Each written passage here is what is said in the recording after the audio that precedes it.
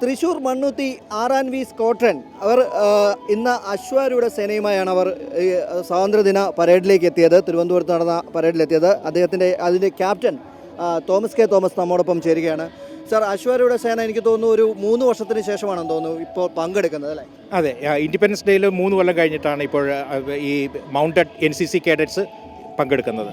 എത്രത്തോളം ചലഞ്ചിങ് ആയിരുന്നു? നേരത്തെ ഒരു 3 വർഷത്തെ ഗ്യാപ്പ് എങ്ങനെയാണ് നമ്മൾ ഫില്ല് ചെയ്തത്? എല്ലാ വർഷവും ഞങ്ങൾ ഡൽഹി റിപ്പബ്ലിക് ഡേ ക്യാമ്പിൽ ഈ കുതിരകളുമായിട്ട് ഞങ്ങൾ പോയി ഞങ്ങളുടെ കേഡറ്റ്സ് അവിടെ ഇതുപോലുള്ള കോമ്പറ്റീഷൻസിൽ പങ്കെടുക്കാറുണ്ട്. നിരന്തരം എല്ലാ ദിവസവും അവിടെ ട്രെയിനിങ്ങും ഉണ്ട്. അതുകൊണ്ട് ഇവർക്കൊരു നല്ലൊരു എക്സ്പോഷറാണ്, നല്ലൊരു ചലഞ്ചാണ്. അതിൽ കൂടുതൽ നല്ലൊരു എക്സ്പീരിയൻസ് ആയിരുന്നു ഇവർക്ക്. കുട്ടികളെ തിരഞ്ഞെടുക്കുമ്പോൾ എങ്ങനെയാണ് ഇവരുടെ ഒരു ഇൻട്രസ്റ്റ് നോക്കിയിട്ടാണോ, എങ്ങനെയാണ് ഇതിൻ്റെ ഒരു? തീർച്ചയായിട്ടും റൈഡിങ്ങിനോടുള്ള ഒരു ഫ്ലെയറും പിന്നെ അവരുടെ ഡെഡിക്കേഷനും, പിന്നെ ഇത് ഒത്തിരി ടൈം കൺസ്യൂമിംഗ് ആണ്. ഒരു വളരെ എക്സ്പെൻസീവ് സ്പോർട്ടാണ്. പക്ഷേ NCC വഴി ഇതിൻ്റെ ലഭ്യത കൊണ്ട് എല്ലാ ദിവസവും റൈഡിങ്ങിന് വരാനുള്ള ആ ഒരു ഡെഡിക്കേഷനുള്ള കുട്ടികളെ മാത്രമാണ് ഞങ്ങൾ ഇതിലേക്ക് തിരഞ്ഞെടുക്കുന്നത്. തന്നെയാണ് ഇവരുടെ എല്ലാവരുടെയും ശ്രമഫലമായി ട്രെയിനിങ്ങിൻ്റെ ഭാഗമായാണ് കുട്ടികൾ ഇന്നത്തെ പെർഫോമൻസ് നടത്തിയിരിക്കുന്നത്. നമുക്ക് കുട്ടികളിലേക്ക് തന്നെ പോകാൻ കഴിയും.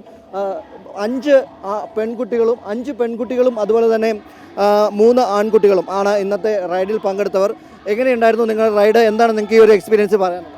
വളരെ നല്ലൊരു എക്സ്പീരിയൻസ് ആയിരുന്നു. കൂടുതൽ പ്രാക്ടീസ് ചെയ്തിട്ട് വന്നുകൊണ്ട് കുറച്ചുകൂടെ നല്ലതായിട്ട് ചെയ്യാൻ പറ്റി.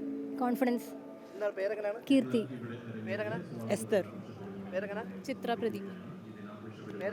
ഇന്ദ്രജിത്ത്. പോൾവിൻ. സൂര്യനന്ദ. ആൻഡ്രോസ്. അലക്സ് ഇമാനുവൽ. ഇവർ 8 പേരാണ് ഇന്നത്തെ ഈ പെർഫോമൻസിൽ പങ്കെടുത്തത്. കൂടുതൽ എക്സ്പീരിയൻസ് അവരോട് തന്നെ ചോദിക്കാം.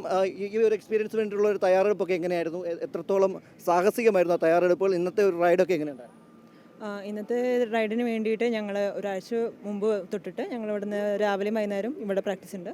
അതിന് മുമ്പ് തന്നെ ഞങ്ങൾ മണ്ണുത്തിയിൽ സ്ഥിരമായ പ്രാക്ടീസിനായിട്ടിരിക്കുകയാണ്. 3 വർഷം പ്രാക്ടീസുള്ള ആൾക്കാരാണ് ഇവിടെ വന്നിരിക്കുന്നത്.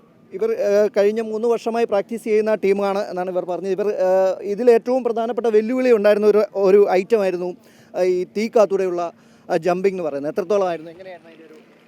അത് ഞങ്ങൾ കുറേ നാളെ ഈ തീ വെച്ചിട്ടുള്ള ജമ്പിങ് ഞങ്ങൾ തന്നെ ഒരു 3-4 ആഴ്ച അടുപ്പിച്ച് ചെയ്യണു. ഡെയിലി ചെയ്യാറുണ്ട്. പിന്നെ ഇവിടെ വന്നിട്ട് ഈ ഗ്രൗണ്ടും ഇതൊക്കെ ആയിട്ട് ഒരു ടച്ച് കിട്ടാൻ വേണ്ടി ഇവിടെയും ഡെയിലി കാലത്തും ഈവനിങ് ആയിട്ട് ഞങ്ങൾ ഡെയിലി തീ കത്തിച്ചിട്ടായിരുന്നു. ഇന്ന് വളരെ വലിയ കുഴപ്പമില്ലാണ്ട് പോയി. നിങ്ങൾ റൈഡ് ചെയ്ത കുതിരയുടെ ഒരു എക്സ്പീരിയൻസ്, കുതിര എങ്ങനെയാണ് നിങ്ങൾ?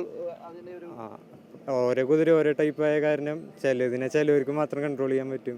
അങ്ങനെ ഓരോ കുതിരനെ റൈഡ് ചെയ്ത് നോക്കിയിട്ട് അവനവന് പറ്റിയ കുതിരനെ സെലക്ട് ചെയ്തിട്ടാണ് ഈ ജമ്പ് ചെയ്തു തുടങ്ങി.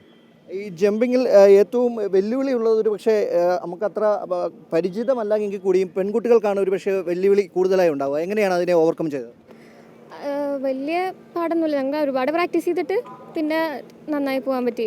നമുക്ക് പറ്റിയ കുതിരകളെ തരും, കുറേ ട്രെയിനിങ് ചെയ്തിട്ട്. പിന്നെ എങ്ങനെയായിരുന്നു ആ ഒരു എക്സ്പീരിയൻസ്? ഈ ഫയറിനകത്തുള്ള ജമ്പിങ്, ഫസ്റ്റ് ജമ്പിങ് തന്നെയായിരുന്നു? വളരെ നല്ലതാണ്. കാരണം പ്രാക്ടീസ് ചെയ്തിട്ടാണ് ഒന്നാമത്തെ കാര്യം പോകുന്നത്. അപ്പോൾ നല്ലപോലെ ചെയ്യാൻ പറ്റി. ഇത് തന്നെയാണ് അവരുടെ അശ്വാരൂഢ സേനയുടെ ഒരു പ്രത്യേക ഒരു പ്രകടനം തന്നെയായിരുന്നു നമ്മൾ അല്പം മുമ്പ് കാണുകയും ചെയ്തത്.